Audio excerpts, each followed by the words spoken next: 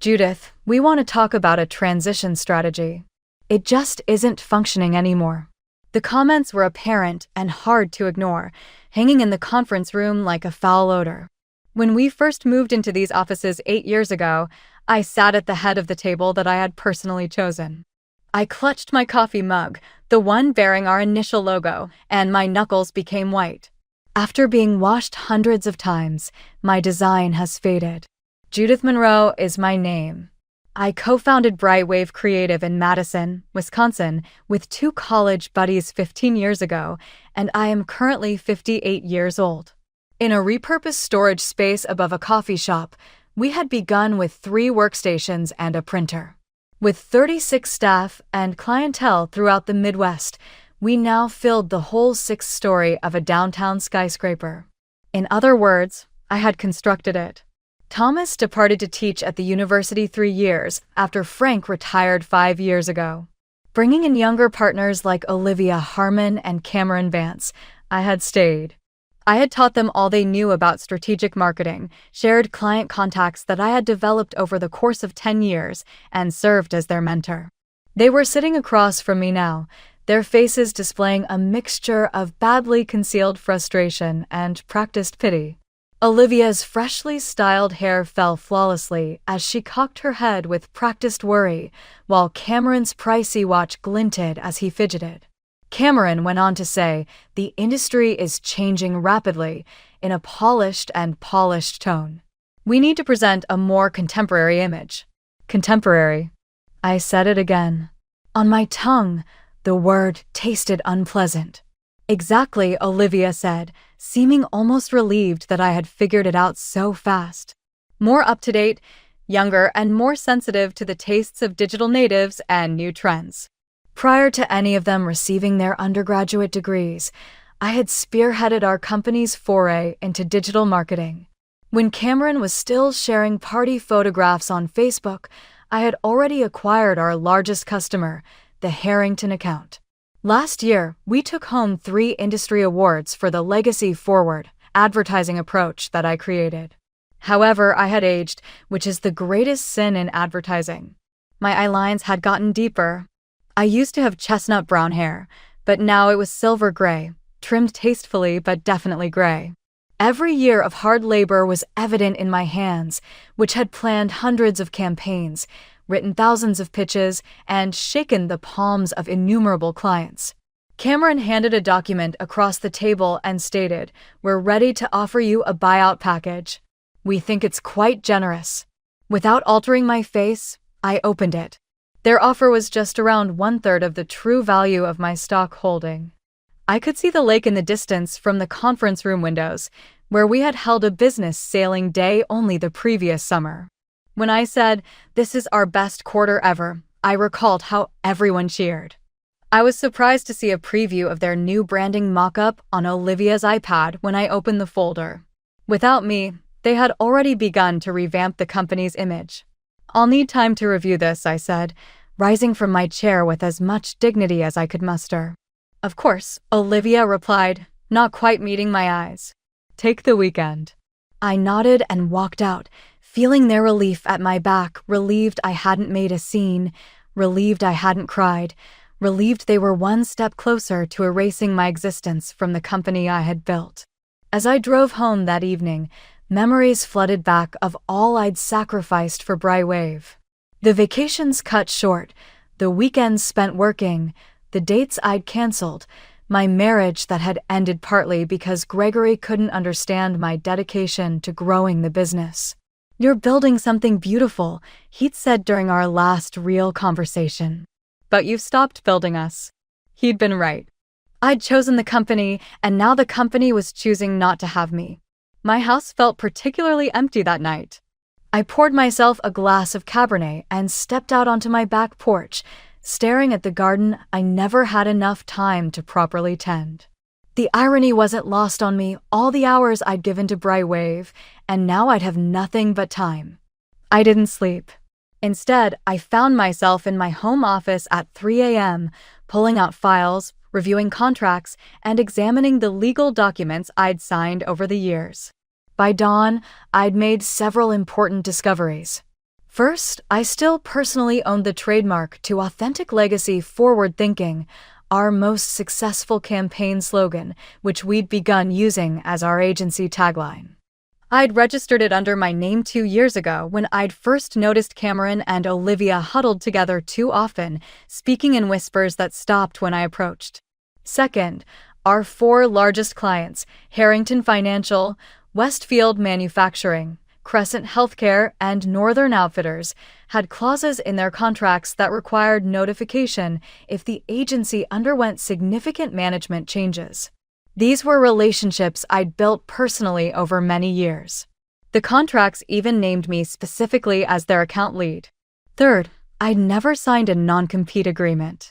In our early days, we'd been too busy building the business to worry about such technicalities. And later, well, I suppose no one had imagined I'd ever leave. The sun was rising as I made coffee, my mind surprisingly clear. I remembered something my grandmother used to say: sometimes the most powerful thing you can do is simply walk away with grace and then build something better. I thought about fighting. I could hire lawyers, threaten litigation, make things messy and public. I could force them to pay me what my stake was truly worth. But that would be giving them more of my precious time and energy, and they'd already taken enough. Instead, I did something that would later confuse Cameron and Olivia greatly. I signed their lowball offer without negotiation. I cleaned out my office over the weekend when no one was there. I sent a brief, professional email to the staff announcing my departure, thanking them for their contributions. And on Monday morning, when Cameron and Olivia expected protests or tears, I handed over the signed paperwork, shook their hands, and said with perfect sincerity, "I truly wish you the best." The look of confusion on their faces was small, but it was my first victory. "You did what?" My sister Eleanor nearly shouted into the phone. "Judith, they completely undervalued your stake. You built that company." I held the phone away from my ear as I watered the hanging basket on my porch. 3 weeks had passed since I'd walked out of Brightwave for the last time, and already my garden was looking better. I'd slept more in those 3 weeks than I had in the previous 3 months. "I know exactly what I built, Ellie," I replied, keeping my voice even. "And I know exactly what it's worth." "Then why?" "Because fighting would have meant staying in their story," I explained. "I'm more interested in writing my own." After another 15 minutes of trying to convince my sister I hadn't lost my mind, I ended the call and checked my email. There was a message from Harold Westfield, CEO of Westfield Manufacturing and one of Brightwave's oldest clients. "Judith, I was surprised to hear about your departure. The young woman they've assigned to our account seems knowledgeable, but I'd prefer to discuss our upcoming rebrand with someone who understands our company history. Are you consulting independently now? If so, I'd like to meet." I smiled. Harold's message was the 3rd such inquiry I'd received this week. I hadn't reached out to any of them. I didn't need to. Word travels fast in Madison's business community. That afternoon, I met with Patricia Kingston, my attorney, to finalize the paperwork for my new venture, Silverline Strategies. "I like it," Patricia said, looking over the documents. "Subtle but pointed." "I thought so," I replied. "And you're clear on the operational boundaries? No direct solicitation of Brightwave clients, as agreed in your separation terms." I nodded. "I won't need to solicit. They're already calling me." Patricia smiled. She was about my age and had faced her own battles in a male-dominated legal world. "Just be careful. Your former partners struck me as the type who bruise easily when their plans don't unfold exactly as expected." "They'll be fine," I said. "They wanted youth and energy, and that's what they have. Whether that's what their clients want is another matter entirely." As I drove home, I passed the Brightwave offices. Through the large windows, I could see Cameron leading a meeting, gesturing enthusiastically. They'd already removed the signage with our original logo and replaced it with something more contemporary, all lowercase letters and a gradient color scheme that would look outdated in 18 months. They'd also started using my tagline, Authentic Legacy Forward Thinking, in all their new marketing materials. I wondered if they bothered to check who actually owned it. My phone rang through my car speaker. It was Harold Westfield again. Judith, I've been thinking. Rather than just consulting on the rebrand, would you consider taking over our entire marketing strategy? The presentation your replacement sent over this morning was, well, let's just say it showed a fundamental misunderstanding of our company values. I smiled as I pulled into my driveway. I'd be happy to discuss that, Harold. Why don't you come by my new office tomorrow? There's something called Silverline Strategies I'd like to tell you about. My new office space was intentionally different from Brightwave's sleek, open-concept design. I'd leased a converted Victorian house on Madison's east side with hardwood floors, large windows, and a wraparound porch where clients could sit with coffee and discuss their marketing needs in comfortable wicker chairs. The walls displayed framed examples of my most successful campaigns over the years, many of which had won awards for Brightwave.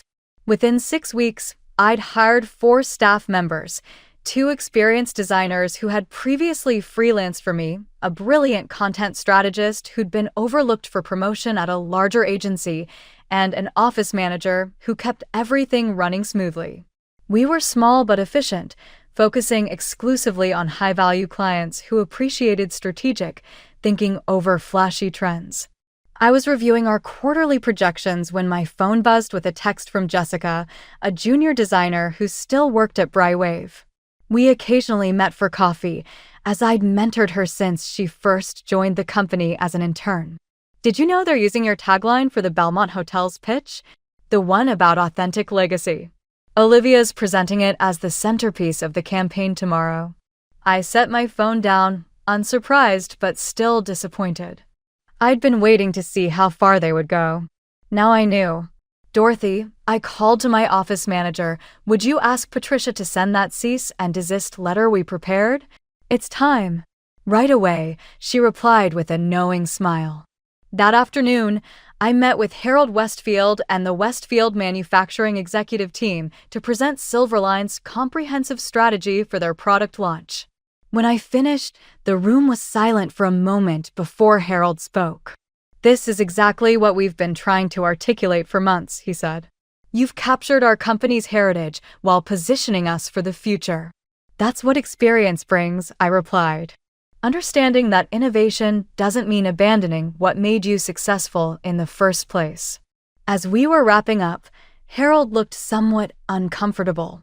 I should mention, Cameron from Brightwave has been calling me daily. Rather persistent, young man. That's to be expected, I said evenly. You're an important client. Harold shook his head.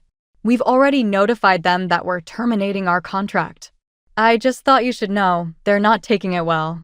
Cameron implied that you might have violated some agreement by working with us. I smiled. I assure you, everything I'm doing is completely above board, but I appreciate the heads up.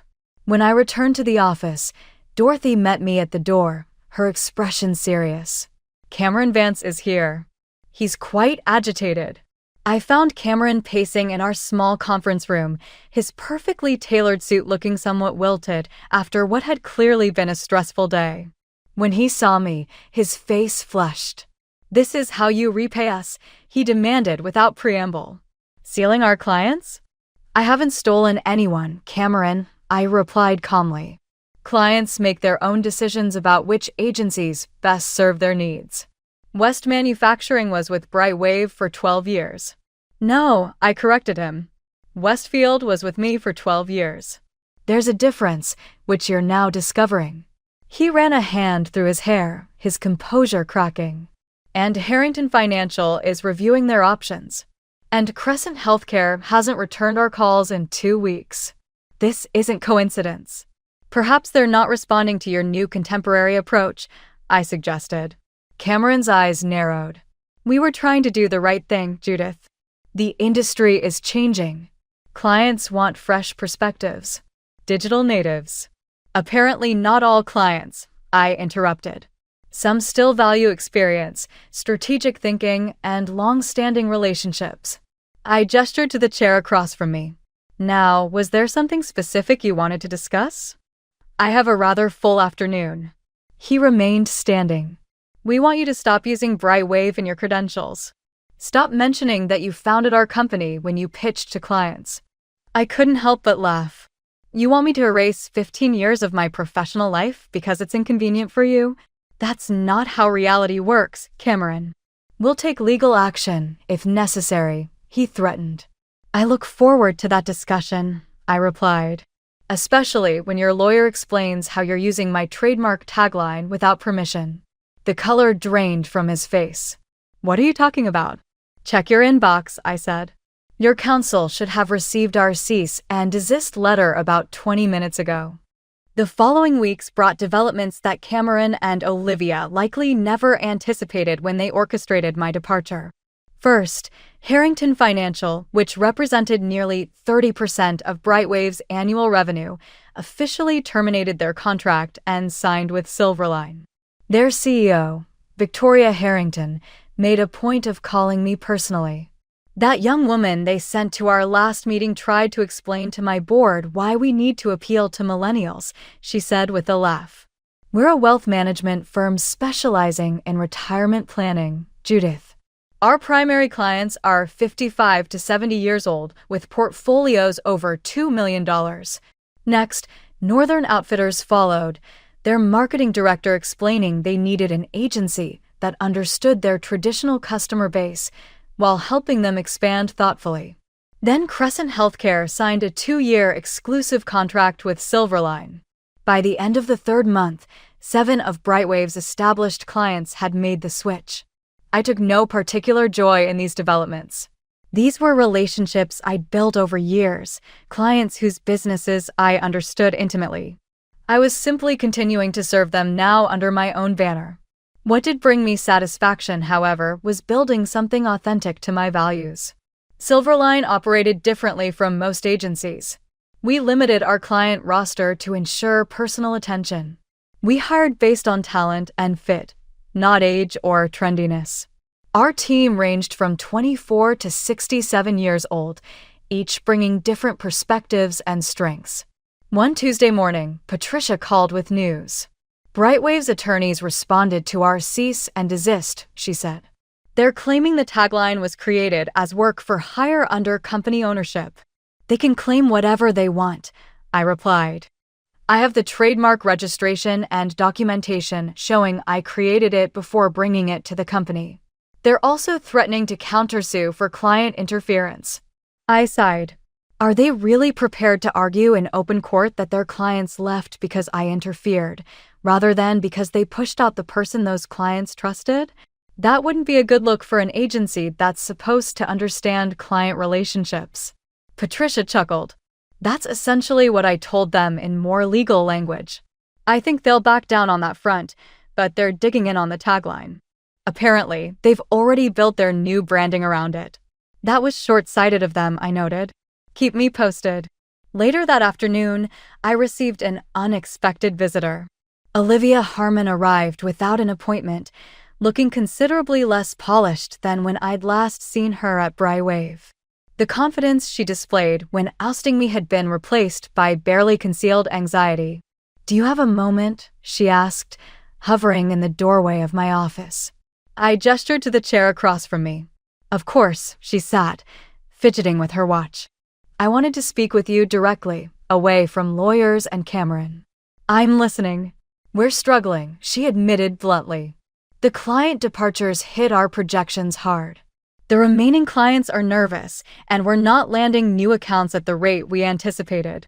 That must be challenging, I said neutrally. We're also overextended on the office lease and the new hires we brought in after you left, she continued. Cameron thought we could just replace your client relationships with new business. I didn't point out the flaws in that logic. From her expression, she'd already identified them herself. What exactly are you here for, Olivia? I asked. I'm here to see if there's a path forward that doesn't end with both agencies damaged. Maybe a collaboration or a referral arrangement. She trailed off, perhaps hearing how unlikely her proposal sounded. I'm not interested in rescuing Brightwave, I said calmly. You and Cameron made a calculated decision to remove me because you thought my age was a liability. Now you're living with the consequences of that miscalculation. Olivia's composure cracked. We never meant to. To get caught? I finished for her. Or to discover that experience actually has value in a service business built on client relationships? She stared at her hands. Silent, I wish you luck, Olivia. I truly do. But Silverline and Brightwave will continue on separate paths. The legal dispute over the tagline was settled quickly once Brightwave's attorneys reviewed my documentation. They had no choice but to acknowledge my ownership and cease using Authentic Legacy Forward Thinking in any of their materials. This required them to pull their new website, redesign their business cards and proposal templates, and essentially start their rebranding from scratch. The costs, both financial and in market credibility, were substantial. Meanwhile, Silverline continued to grow strategically. We weren't trying to become the biggest agency in Madison. We were focused on being the best for a specific kind of client. We moved to slightly larger offices after 6 months, but maintained the warm personal atmosphere that distinguished us from typical corporate agencies. My phone rang as I was reviewing applications for a new strategic position we'd opened.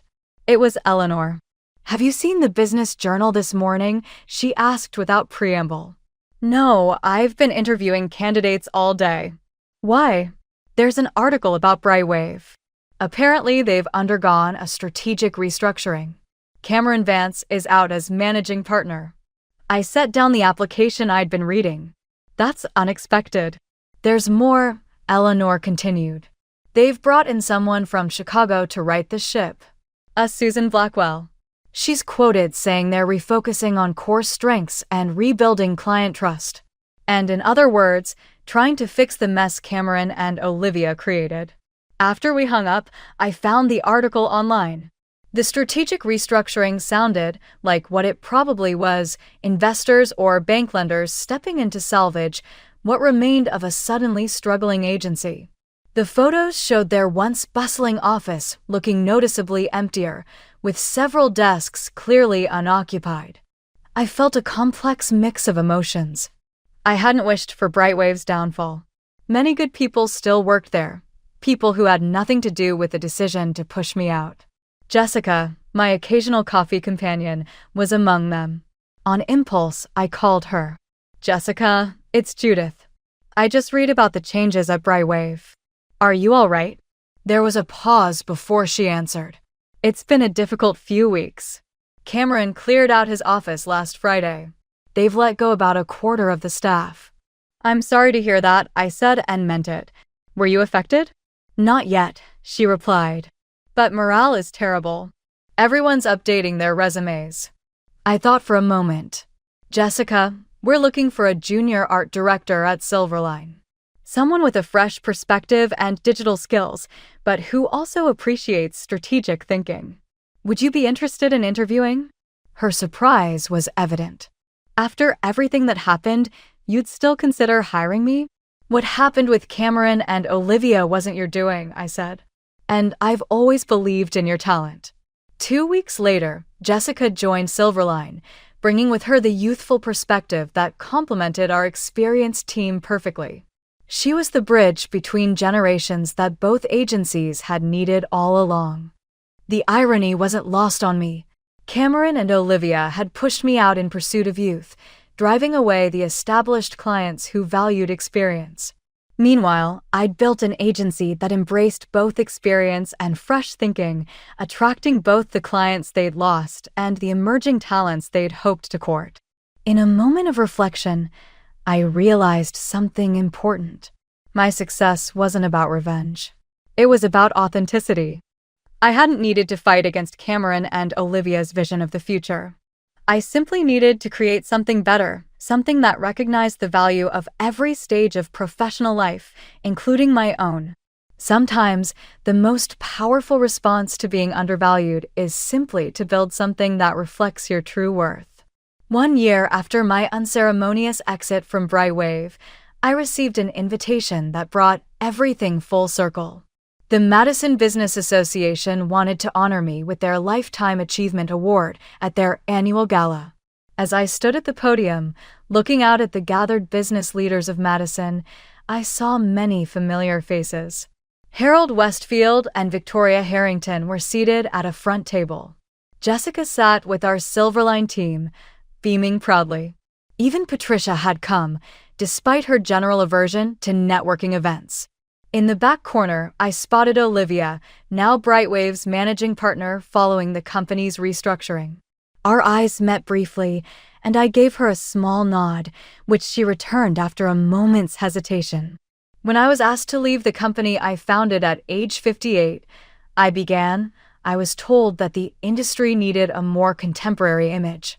My wrinkles and gray hair apparently didn't fit the vision my younger partners had for the future. A murmur ran through the audience. I could have fought. I could have sued. I could have made things messy in public, I continued. Instead, I chose to channel my energy into building something new, something that embraced the value of experience while still welcoming fresh perspectives. I gestured to our Silverline table, where our diverse teams sat together. In just 1 year, Silverline Strategies has become one of the fastest-growing agencies in the region, with a client waitlist that now extends to 9 months. We've won multiple industry awards, expanded to 15 employees, and most importantly, we've proven that effective marketing isn't about the age of the marketers. It's about understanding the needs of the clients and their customers. I stopped and looked at Olivia once more. I would want to express my gratitude to my past partners for providing me with the motivation I required to create something that was genuinely true to my principles. The greatest chances might occasionally appear as setbacks. I accepted the award, a stunning crystal sculpture that now stands in Silverline's reception area, to a thundering round of applause. A reminder that outshining those who undervalued you can sometimes be the most effective form of retaliation. Susan Blackwell, the consultant hired to save Brightwave following its strategic reorganization, called me 2 years after I had started Silverline. I'm not sure whether you're aware, she said, but I have been given permission to look into possible Brightwave merger options. Investors believe the business may be more robust if it were a part of another agency. I wasn't totally shocked. Brightwave had never fully recovered from the customer exodus and rebranding catastrophes, even with Olivia's best efforts and Susan's knowledge. And you're calling me because? Despite my suspicion that I already knew the answer, I inquired. Susan answered, Silverline would be an ideal partner. You are aware of the market. Many of our surviving clients have already dealt with you, and your firm has the steady financial foundation that Brightwave does not. The irony was nearly flawless. The very agency I had created in reaction to their ageism was now requesting to save the corporation that had rejected me because I was too old. I responded, I appreciate the call, Susan, with caution. However, Silverline isn't currently seeking to buy out other firms. We're expanding naturally at a rate that preserves our principles and culture. She answered, I understand, in a disappointed but unsurprised tone. If you change your mind, I'll let you know. Even though we both knew I wouldn't, I reassured her.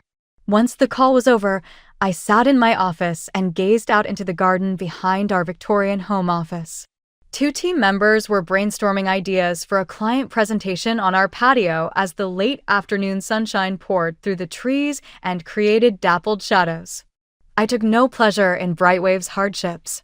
What I experienced was thankfulness for the path that had gotten me to this point, where I could create something authentically myself, surrounded by individuals who appreciated my unique contributions, flaws and all. I had no intention of seeking retribution when I left Brightwave. I had just refused to believe that I was less important because of my age. I had created a new narrative in the process, one that was not only for myself, but also for everyone who had ever been told they were beyond their best, while they still had their finest job to accomplish.